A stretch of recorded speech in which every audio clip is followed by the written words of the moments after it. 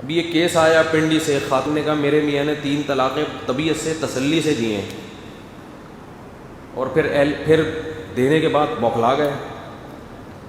اگلے دن دماغ سیٹ ہوا تو اہل حدیث سے فتویٰ لے آئے کہ ایک ہوتی ہے۔ میں تو پھر بتا دیتا ہوں سیدھے طریقے سے، میں نے اس خاتون سے کہا زنا کے علاوہ کچھ بھی حاصل نہیں ہوگا، 3 دے دیے ختم۔ اب بیچاری کا پورا خاندان بائیکاٹ کر رہا ہے، ماں باپ کہہ رہے ہیں گھر میں آنے کی اجازت نہیں ہے، کہ جب فتویٰ لے آیا تو کیوں؟ میں نے کہا وہ فتویٰ کالعدم ہے، نبی کا فتویٰ بھی ہے 3 ہوتی ہیں، صحابہ کا بھی، 4 اماموں کا بھی، قرآن کا بھی، سب کا یہی فتویٰ ہے، یہ پتہ نہیں کہاں سے نکالا ہے ان لوگوں نے۔ تو اس خاتون میں اللہ کا خوف،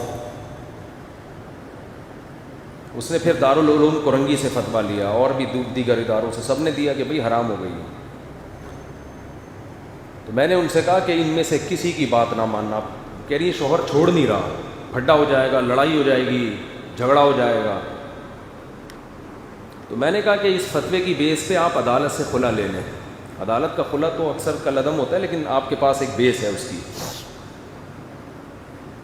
اور پھر بھی اگر گھر والے آپ کو مار پیٹ کے وہاں بھیج رہے ہیں شوہر کے پاس، اور شوہر بھی نہیں چھوڑ رہا، تو کسی NGO سے رابطہ کریں، وہاں چلی جائیں۔ زنا سے بچنے کے لیے جو کچھ ممکن ہو وہ بولو فرض ہے۔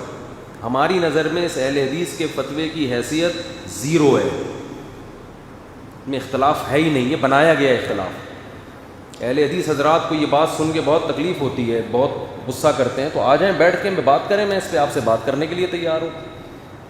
لیکن کوئی بڑا عالم آئے ان کا تو کچھ بھی نہیں ہے، ایسا ہی ہے۔ تو کل پھر اس خاتون کا فون آیا کہ میں نے بڑی ہمت کی ہے، حالانکہ وہ خود بھی شوہر کے ساتھ رہنا چاہتی ہے، اس کو شوہر سے نفرت نہیں ہے، لیکن شریعت کی حدود۔ حضرت خولہ بنت ثعلبہ رضی اللہ تعالی عنہ 28ویں پارے کی پہلی آیتیں، ان کے شوہر نے کہہ دیا تھا کہ انت علیہ کظہر امی۔ عرب سمجھتے تھے کہ ان الفاظ سے طلاق ہو جاتی ہے۔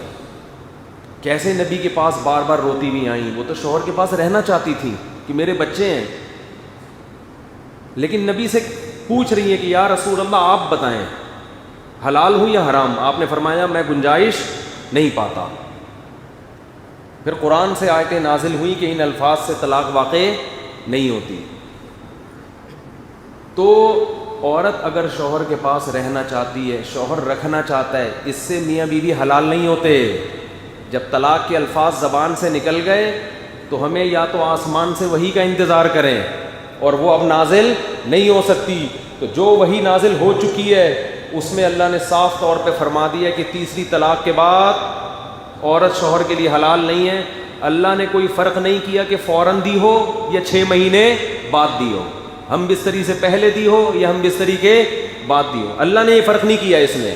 تو لوگ کہتے ہیں دونوں چاہ رہے ہیں، میاں بیوی کی خواہش ہے، چاہ رہے ہیں۔ اسلام تو جوڑ چاہتا ہے، اسلام جوڑ چاہتا ہے، لیکن اس کا ایک طریقہ ہے۔ وہ جوڑ یہ ہے کہ اسلام طلاق پر پابندی لگاتا ہے کہ اکٹھی دینے کی آپ کو اجازت نہیں ہے، اس طرح سے جوڑ چاہتا ہے۔ دینے کے بعد جوڑ نہیں چاہتا، دینے کے بعد تو سزا دینا چاہتا ہے مرد کو کہ اب یہ تمہارے ہاتھ سے نکل گئی، اب نہیں واپس لا سکتے تم اس کو، دی کیوں تم نے؟